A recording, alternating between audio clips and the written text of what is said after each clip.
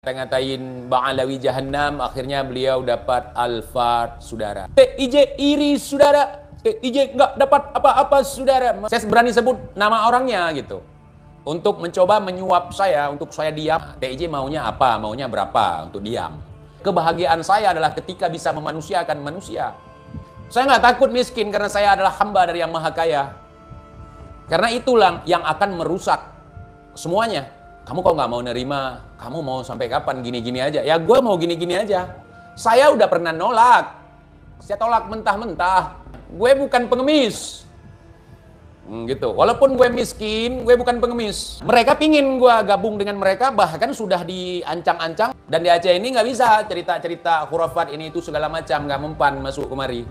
Nah sekarang gue nanya gitu, yang buzzer siapa? Bukan segala sesuatu itu ya atas dasar keinginan gue sendiri untuk membela kebenaran.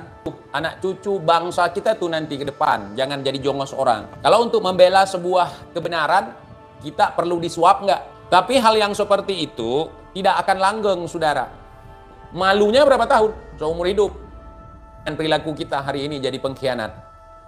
Sehebat apapun kamu ngaji, mau sebesar apapun pengetahuanmu tentang agama, kalau kau tidak punya keteguhan di dalam hati, minimal 5 juta gitu. Waktu dia dawir ke gue.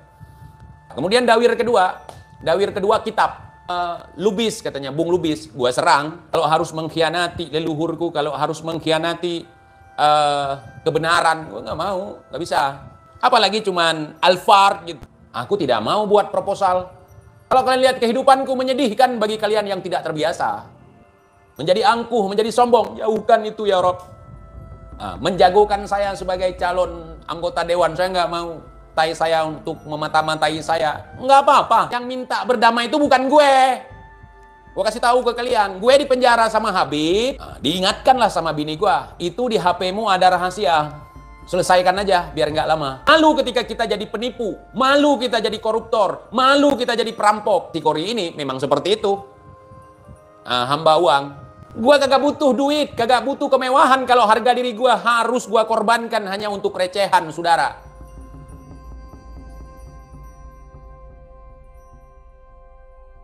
Assalamualaikum warahmatullahi wabarakatuh, sahabat TIJ dimanapun antum berada. Mudah-mudahan selalu dalam lindungan Allah Subhanahu wa Ta'ala. Seperti yang sudah kita saksikan,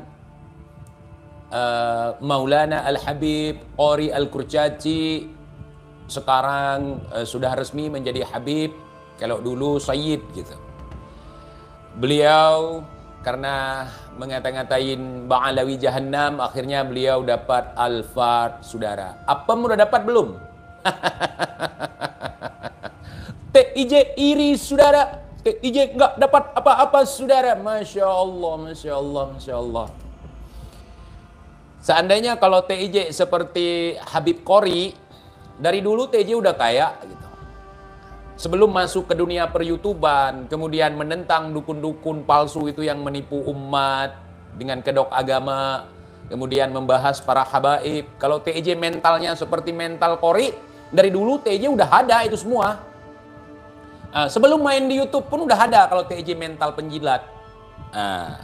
Contoh nih TIJ misalnya ada pembangunan, mengharuskan alat berat itu dibawa ataupun mondar-mandir lewat kebun saya gitu.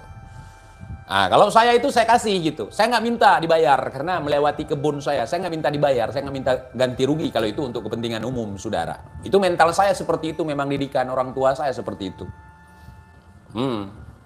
Dulu saya pernah beberapa kali, saya berani sebut nama orangnya gitu. Untuk mencoba menyuap saya, untuk saya diam, tidak membahas mereka. Dulu ada Idris, Gus Idris, dukun itu yang dari Pak Pandaan, Jawa Timur ya. Dari Malang, daerah Pandaan gitu. Mengirim utusan dari anggota FPKI gitu. Jadi namanya Andre. Ada videonya bahkan ketika dia datang ke sini ketemu dengan saya. Jadi si Andre itu ketua Badan Anti Teror FPKI gitu. Jadi sebagai utusan dari si Idris, karena mereka secara langsung nggak ketemu. Kebetulan juga si Idris waktu itu lagi di Turki, saudara. kemudian dikawal sama mukibin-mukibin di Aceh, teman-teman saya, adik-adik saya dari FPKI, saudara. Untuk memfasilitasi pertemuan kami gitu. Lebih kurangnya inti dari pembicaraan, TIJ mau berapa gitu untuk diam. TIJ maunya apa, maunya berapa untuk diam. Jadi saya tahu gitu, ini gelagat-gelagatnya pingin nyuap saya gitu. Saya bilang, kalau cuman 500 juta, kalau cuman 1 miliar itu cuman biaya untuk ngopi saya pagi gitu. Jadi maunya berapa gitu. Saya nggak mau, saya bilang. Saya nggak mau, saya bilang gitu. Saya dari dulu saya memang seperti itu, makanya miskin sampai sekarang. Saya nggak takut miskin karena saya adalah hamba dari Yang Maha Kaya. Kalau kalian nggak percaya saya miskin, datang nanti ke rumah saya. Atau Kibin datang ke rumah saya. Karena saya itu, prinsip saya itu parah gitu. Parah sekali. Parah. Prinsip saya itu. Saya nggak bisa disuap-suap sama orang gitu. Disuap apem udah pernah. Dikirimin, disuap dengan uang udah pernah. Nggak mau saya. Karena itulah yang akan merusak semuanya. Mental kita, keimanan kita, akidah kita, saudara. Saya nggak mau bermain-main di situ. Kadang ada teman-teman dekat saya, kamu kok nggak mau nerima? Kamu mau sampai kapan gini-gini aja? Ya gue mau gini-gini aja. Karena disinilah kebahagiaan saya. Dan sebelum kalian itu melihat Habib Pori dekat sama si Alwi gitu kan, dekat sama habaib gitu, kemudian dikasih hadiah gitu, saya udah pernah nolak. Saya tolak mentah-mentah. Kalau saya mau lebih dari itu saya dapat, walaupun saya nggak pura-pura alim, senang ketika dipanggil Sayyid gitu. Saya lebih dari itu. Pernah ditawarin sama si Alwi untuk membantu saya modal usaha, saudara. Di TikTok itu, lagi live di TikTok dia bilang, stoplah bahas-bahas imam besar, stoplah bahas-bahas ulama, stoplah bahas-bahas Habib. Ente mau modal usaha berapa biar aneh bantu, katanya. Gue bukan pengemis. Gitu. Walaupun gue miskin, gue bukan pengemis. Jadi gue punya harga diri. Didikan daripada orang tua gue bagus sekali, prinsip. Bapak gue bilang daripada lu disuap cuman dengan recehan, lebih bagus kepala lu dihargai miliaran, saudara. Misalnya gini, daripada kita harus gabung dengan penjahat, dengan duit yang recehan, lebih bagus penjahat itu membuat sayembara untuk kepala kita harga miliaran gitu. Kurang lebih seperti itu didikan bapak gua. Makanya orang ini udah pada paham semua dengan karakter gua. Nah, mereka pingin gua gabung dengan mereka, bahkan sudah diancang-ancang semenjak gua masuk dalam penjara gitu. Udah diancang-ancang. Kenapa? Karena mereka baru membuka lahan di Aceh. Karena daerah provinsi lain kan udah banyak lahan mereka. Di Aceh belum. Dan di Aceh ini nggak bisa cerita-cerita khurafat ini itu segala macam, nggak mempan masuk kemari. Di daerah lain udah. Di Aceh nggak seheboh di sana kalau Habib gitu. Jadi gua nggak mempan hal yang seperti itu. Jangankan kalian. Jangankan kalian. Dulu pengalaman gua nih. Gua kenal sama seorang perempuan, keluarga negaraan Amerika, USA. Dia tinggal di Boston. Dia datang kemari. Dia tertarik sama gue. Dia ngajak gue nikah. Fasilitas apa yang gue mau ada. Tapi dengan catatan, jangan suruh dia sholat, jangan ajarkan dia tentang ilmu Islam. Kita nikah, dia boleh masuk Islam, tapi hanya sekedar formalitas gitu. Dan kemudian ketika kita hidup nanti bersama setelah nikah, dia mau jalan sama siapapun jangan dilarang-larang. Dan saya mau jalan sama siapapun juga tidak dia larang gitu. Artinya gaya hidup gaya hidup bebas seperti itu, liberal gitu. Ya gue tolak mentah-mentah, saudara. Kan enak gitu, seandainya gue orang yang seperti Kori misalnya, udah dapat ceweknya cantik, dapat segala fasilitas yang kita mau, tinggal di negara superpower, mau kemanapun, mau sama siapapun, mau makan apapun, mau beli apapun, bisa gampang gitu. Dan gue nggak mau. Nah sekarang gue nanya gitu, yang buzzer siapa? Mereka kan koar-koar. kalau gua itu orang bayaran, dibayar berapa ente, gua bukan. Misalnya gua bahas-bahas mereka sekarang, gua nggak dapat apa-apa selain pahala yang gua harapkan, karena gua melakukan segala sesuatu itu ya atas dasar keinginan gua sendiri untuk membela kebenaran. Yang gua pikirkan nanti anak cucu gua tuh, anak cucu bangsa kita tuh nanti ke depan, jangan jadi jongos orang. Gitu. Kalau masalah duit aku nggak terlalu mikir gitu. Yang penting bisa ngerokok, bisa ngopi, bisa makan, udah cukup gue. Sampai hari ini cukup dengan begitu. Contoh misalnya, gitu, gimana sih lo punya istri 3 gitu, terus gimana lu mau nafkahi kalau lu nggak banyak uang gitu, dan istri lu tinggal di luar negeri gitu, kemudian biayanya kan mahal gitu, gua kirim semampu gue sebagai nafkah gue. Ada 1 juta, gua kirim 1 juta. Ada 500.000, gua kirim 500.000, walaupun pemotongan untuk biaya pengirimannya itu banyak sekali. Gua nggak peduli, yang penting tanggung jawab gue sebagai seorang suami, sebagai yang menafkahi, ya kan? Gua penuhi itu, walaupun kiriman dia ke gue lebih banyak. Gitu, contoh, gitu.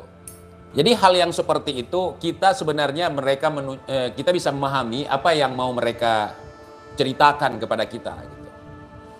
Kira-kira kalau untuk membela kebenaran kita harus dibayar nggak? Kalau untuk membela sebuah kebenaran kita perlu disuap nggak? Ya enggak. Misalnya Kiai Iman ada yang memberikan mobil juga misalnya dari hal yang lain. Gua rasa wajar. Mungkin sebagai rasa terima kasih sudah mencerdaskan umat, sudah membuka mata umat. Ada mungkin pengusaha-pengusaha yang tertarik dengan Kiai Iman memberikan bantuan mobil misalnya untuk akomodasi, untuk transportasi. Bagus itu. Kalau si Kori dari gelagat awal dia masuk bergabung di situ, gua udah tahu nih bocah pingin terkenal, nih bocah pingin duit gitu. Tapi hal yang seperti itu tidak akan langgeng, saudara. Misalnya dikasih kita ini 500 miliar, berapa tahun? Uang itu akan bisa dinikmati, saudara. Ataupun katakanlah 1 miliar dikasih, berapa tahun? Gua kalkulasi seperti itu. Malunya berapa tahun? Seumur hidup. Anak-anak cucu kita akan menanggung malu dengan perilaku kita hari ini jadi pengkhianat. Begitu, saudara. Dan ini tidak aneh bagi gua. Dalam sejarah perang Aceh juga tidak jauh dari yang namanya pengkhianatan. Dulu di zaman Belanda, zaman Cuk Nyadin, ketika melawan penjajah Belanda, ada seorang namanya Teku Lebe. Teku Lebe itu berkhianat kepada Aceh, berkhianat kepada ajaran Islam. Dia mabuk-mabukan sama Belanda. Dia dibayarin gitu dengan uang recehan. Kalau kalian mau tahu sejarahnya, nonton aja film Cut Nyadin itu, versi nasional. Mau sehebat apapun kamu ngaji, mau sebesar apapun pengetahuanmu tentang agama, mau sehebat apapun kau membaca kitab, kalau kau tidak punya keteguhan di dalam hati, kalau kau itu cuman orang yang gampang dibeli, punya ilmu tapi tidak mengamalkan, dan itu bukan orang yang bisa disebut ulama, saudara. Apa ini? Bal, gaji dari Kiai Imat bulan ini udah masuk cek rekening. Begini bang, kalau urusan gaji gua jangan ditanya lah. Kau suka kali ngurusin gaji orang. Gua nggak kerja sama Kiai Imat, jadi gua nggak digaji sama Kiai Imat. Justru gua keluarin duit sendiri untuk apa yang gua lakukan hari ini, saudara. Yang ada dulu si Kori. Dia ngirim list untuk orang-orang yang akan memberikan sumbangan kepada acara dia mau buat maulid gitu. Dawir ke gue nggak mau ngasih gue. Orang duit nggak ada. Di situ pancingannya tahu. Gus Fulan 5 juta, Gus Fulan 10 juta, Gus Fulan 5 juta, minimal 5 juta gitu. Waktu dia dawir ke gue nggak balas, nggak gue kirimin, gitu. Itu dia pernah dawir ke gue, jadi gue mentalnya udah ketahuan. Kalau model dia ngomongannya udah tahu. Orangnya seperti apa. Kemudian dawir kedua kitab. Dia curhat gini. Ini rencana mau merungkatkan Bang Alawi ini dalam bulan ini, beberapa bulan ini. Cuman saya nggak ada kitab, TJ. Kitabnya mahal, belum cukup duit. Gue paham, tapi gue nggak nanggepin. Nah, gitu. Nggak nanggepin gue hal yang seperti itu. Nah, jadi mereka susah kalau untuk menyuap gue susah. Mereka menawarkan perempuan gitu ke gue. Dulu mereka tahu gue tuh doyan sama bule gitu. Mereka kirim blasteran yang muka-muka agak bule gitu. Dipikir mereka gue tergoda dengan hal seperti itu. Nggak bisa kawan, nggak bisa. Karena gue nyari istri itu, nyari pasangan itu bukan hanya karena kecantikan dia. Bukan hanya karena tubuhnya indah, hidungnya mancung, rambutnya pirang, bukan. Bukan. Gua nyari sesuatu itu yang gua inginkan itu ya kecerdasan. Kalau dia ngomong sama gua tertarik sama dia tuh. Jadi perempuan manapun kalau dikasih-kasih gitu disodorkan gua belum tentu mau gitu. Jadi salah kalau kalian berpikir TJ pasti akan tergoda nanti sama perempuan-perempuan ini kan cantik ini. Gua nggak gitu. Mereka pingin sekali gua gabung ke mereka karena mereka pernah mengucapkan itu waktu gua dijebloskan ke penjara. TJ, ente keluar dari sini serang lawan-lawan habaib, nggak mau. Ente keluar dari sini serang Lubis katanya, Bung Lubis. Gua serang, cuman gua kong kali kong sama Bung Lubis. Gitu. Makanya aku bilang bangsa Aceh dengan orang Aceh beda. Prinsipku kuat. Dan itu maksudnya bukan aku mau ngomong prinsipku kuat. Memang begitu prinsipku. Prinsipku kuat. Kalau cuma masalah duit, masalah apem, gue nggak terlalu tergiur. Nggak tergiur gue. Kalau harus mengkhianati leluhurku, kalau harus mengkhianati kebenaran, gue nggak mau, nggak bisa. Jadi gitu. Apalagi cuman Alphard gitu. Gue pernah ditawarin. Pernah, wallahi. Kalian yang pernah ngikutin saya di TikTok, mungkin kalian pernah nonton si Alwi menawarkan modal usaha ke gue. Gua jawab apa? Kasih aja ke si Sodik supaya dia nggak minta-minta ke gua, supaya dia nggak dawir. Gitu jawaban gue. Gua kagak butuh duit, kagak butuh kemewahan kalau harga diri gua harus gua korbankan hanya untuk recehan, saudara. Itu bukan tipe gua banget. Gua bagus dididik sama orang tua gua. Kalau hanya untuk recehan gua harus jadi pelacur agama, harus mengangkangi kebenaran, harus mengangkangi akidah gua, nggak mau gua. Makanya kalau untuk jadi orang seperti saya di zaman sekarang seperti ini agak susah.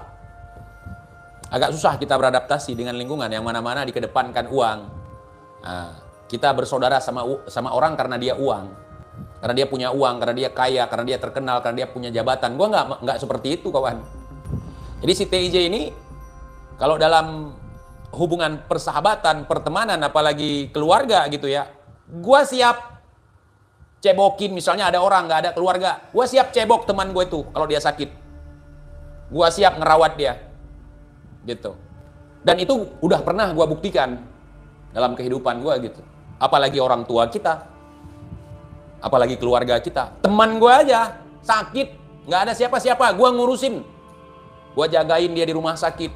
Gue ganti popok dia, gue cebok dia, gue suapin dia. Itu bukan misalnya gue ngelakuin itu untuk dibayar gitu, untuk dikasih uang gitu, untuk digaji gitu sebagai yang ngerawat, sebagai perawat. Bukan. Kenapa? Dasar karena kita dekat sama dia, teman sama dia. Kita berteman sama seseorang itu bukan saat dia senang aja, bukan saat dia sehat aja. Saat dia sakit nggak ada yang ngurus, kita harus siap. Maka seperti itu, saudara. Kalau gue biarkan gue miskin, yang penting gue tidak menjadi budak orang lain. Biarkan gue miskin, yang penting gue tidak hidup di bawah telapak kaki orang lain. Biarpun gue miskin, gue bukan jongos. Kalau gue bilang rumah gue, kalau gue tunjukkan ke kalian, nggak percaya kalian. Rumah aku dari kayu dan sekarang udah lapuk, tinggal nunggu roboh aja. Aku tidak mau buat proposal. Aku tidak mengharap bantuan dari pemerintah. Kalau kalian lihat kehidupanku menyedihkan bagi kalian yang tidak terbiasa.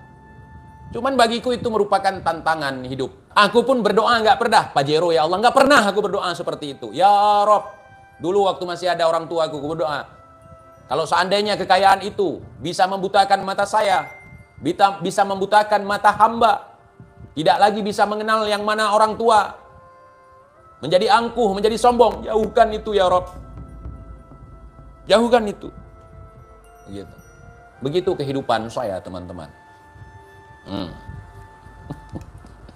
Ada orang datang ke rumah, perwakilan dari salah satu partai, menawarkan saya untuk ikut dalam kompetisi pemilihan umum, menjagokan saya sebagai calon anggota dewan. Saya nggak mau. Walaupun saya kalau misalnya naik, sudah saya pastikan lolos. Kalau saya maju pastikan saya lolos. Saya nggak mau, saudara. Karena saya bukan itu kebahagiaan saya. Kebahagiaan saya adalah ketika bisa memanusiakan manusia. Hidup berdampingan dengan alam sekitar kita, saudara. Itu Masya Allah, saudara. Jadi mungkin bagi teman-teman, oh itu cuman bual aja itu. Dan itu kenyataannya. Dukun bukan satu orang dulu mencoba untuk menyuap saya agar saya diam. Itu adalah misi pembungkaman yang dilakukan oleh mereka. Kemudian ketika saya tidak bisa disogok, ketika tidak bisa disuap, saya dikirimin orang buat ngintai saya untuk memata-matai saya. Enggak apa-apa. Saya lebih suka begitu. Itu yang memacu adrenalin bagi saya. Nah, kemudian ketika saya nggak mau dengan hal-hal seperti itu, saya dijebloskan ke penjara. Nah, jebloskan ke penjara. Mereka mencoba untuk bernegosiasi untuk kita berdamai gitu. Saya tanya sama kalian, kalau ada orang yang menghujat keluarganya, kalau ada orang yang memfitnah dia, kalau ada orang yang menyakiti dia, kira-kira udah dia laporkan masuk penjara, kita dipaksa atau diminta untuk berdamai enggak? Enggak. Yang minta berdamai itu bukan gue. Gue kasih tahu ke kalian, gue di penjara sama Habib, yang minta damai itu bukan gue. Seharusnya kan gue minta damai. Mereka menawarkan perdamaian itu berhari-hari. Habis itu gue tanya sama istri-istri gue tanya sama keluarga gue tanya sama Bung Lubis juga. Bilang sama keluarga gue, ya udahlah, Ramadan gak baik kayak gitu, udah minta maaf. Enggak, saya bilang gitu. Nah, diingatkanlah sama bini gue, itu di HP-mu ada rahasia, selesaikan aja biar nggak lama, bahaya itu kalau ketahuan. Ya seperti itu, selesai sudah. Makanya gue minta maaf sama mereka. Coba lihat video permintaan maaf TJ, apakah dikawal polisi ataupun dikawal Habib? Enggak ada. Kenapa?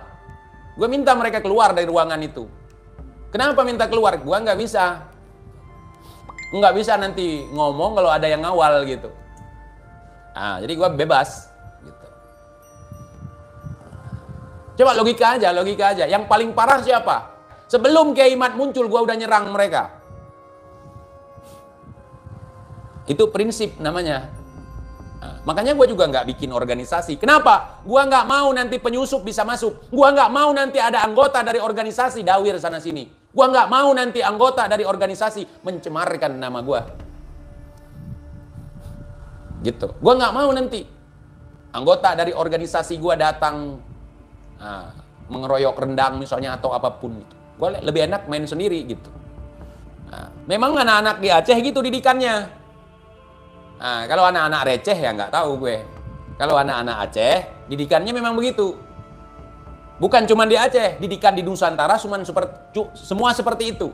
Cuman yang merubah mereka adalah lingkungan, pergaulan.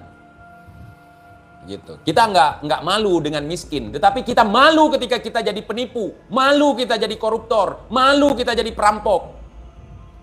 Nah, si Kori, ini Aventador nih ngasih tahu ke gue. Si Kori memang mental seperti itu. Dia kan cepu dibilang sama Aventador atau Habib Muhammad Assegaf. Si Kori ini seorang cepu. Bang, Kori ini cepu bang. Dulu dia takut sama GAM. Makanya dia lari ke Bekasi katanya. Itu kan kemakan sendiri mereka. Gua nggak tahu dia cepu atau bukan. Yang ngomong ke gua Aventador. Gua sebut nama yang ngomong. Aventador 007. Habib Muhammad Assegaf yang ngomong kayak gitu. Dan kalau kita perhatikan dari gerak-gerik si Kori ini. Memang seperti itu. Hamba uang. Jadi sistem pergaulan kita begitu, saudara. Bukan karena duitnya, kita rela dijajah bangsa kita hanya karena kepentingan kita pribadi. Nah, ya, hamba uang seperti itu, betul. TJ kalau mau seperti dia, udah lama tajir melintir, saudara. Gabung gua sama si Bahar, kalau gua dawir misalnya, gua yang nyari sumbangan itu bukan kayak gitu. Lebih terhormat misalnya. Gua datang masuk langsung ke rumah-rumah pejabat gitu. Bukan di pinggir jalan. Nah, ke rumah-rumah orang kaya.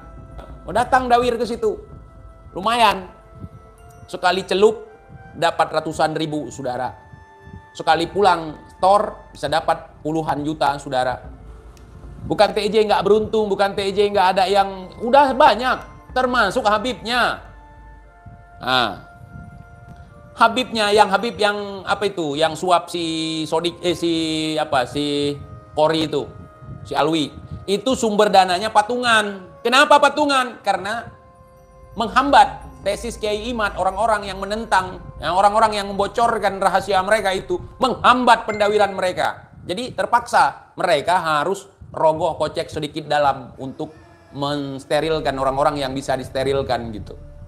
Sementara gue nggak mau seperti itu. Kiai Imad misalnya, ya mudah-mudahan jangan. Kalau Kiai Imad misalnya mencabut pernyataan dia, mencabut tesis dia gitu, gue tetap lanjut. Gue udah pernah bilang ke mereka, satu-satunya yang bisa menghentikan gue, satu-satunya yang bisa mendiamkan gue yaitu kematian. Kalau duit kalian nggak mempan bagi gue. Nah, kalau gue mati, baru gue diam. Kalau duit kalian nggak mempan, untuk mulutku terlalu besar untuk dimasukkan duit. Nah, karena memang mulutku besar, bukan besar mulut ya, beda mulut besar dengan besar mulut. Nah, kalau aku gabung sama mereka, yang sudah kalian lihatlah. Kalau ada yang coba-coba bilang Rizik itu ditolak di Aceh, itu orangnya aku datang itu. Nah, bisa juga gua. Cuman sekarang malu, udah tua. Nah, kalian pernah nonton mungkin video gua dulu waktu membela si Rizik. Itu gua nggak dibayar. Itu gua nggak dikasih apa-apa. Gua nggak dapat penghormatan atau apapun, itu nggak ada. Gue bilang, kalian selalu membenci Habib Rizik, kenapa? Nah, beliau itu seorang pejuang yang sedang berjuang waktu aku lagi jadi kibin gitu. Nah, sebenarnya geli juga dalam hati gue ngomong gitu, tapi ikhlas gue ngomong gitu. Kalau ente nggak diterima, Bib, di Jakarta atau di provinsi lain, datang aja ke Aceh. Kalau nggak, masih ada videonya, cuman ku private, menjijikkan. Nah, datang aja ke Aceh. Nah, apa yang saya makan, apa yang ada, sanggup saya untuk menafkahi gitu. Pernah gue bilang gitu. Waktu gue jadi kibin gitu. Gue udah sadar sekarang. Jadi Masya Allah, saudara. Jadi saya itu nggak bisa kawan dengan duit, dengan ini, dengan itu.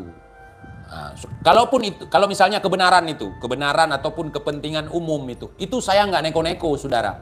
Saya sudah katakan tadi. Kalau ada pembangunan ataupun kepentingan umum yang sedang dibangun gitu. Misalnya mereka harus lewat lahan saya, itu saya nggak minta sewa.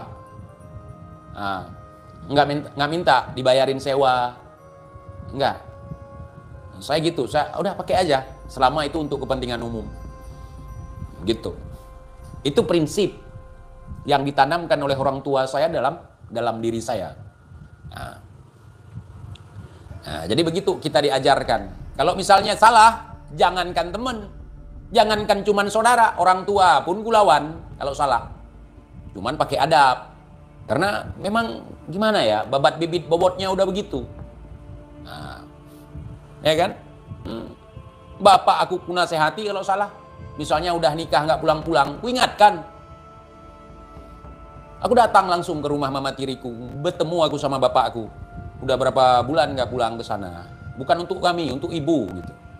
Ya kalau memang nggak sanggup pulang lagi, udah tinggalkan, ceraikan gitu. Bapak aku nggak mau nyeraikan ibu aku kan. Nah, jadi seperti itu. Nah, nggak durhaka kan seperti itu. Nah, mengingatkan orang tua kita supaya dia tidak berdosa, supaya dia tidak meninggalkan tanggung jawab. Jadi kalau masalah hal seperti itu, saya bukan nggak ada, udah banyak, cuman nggak mempan. Nah,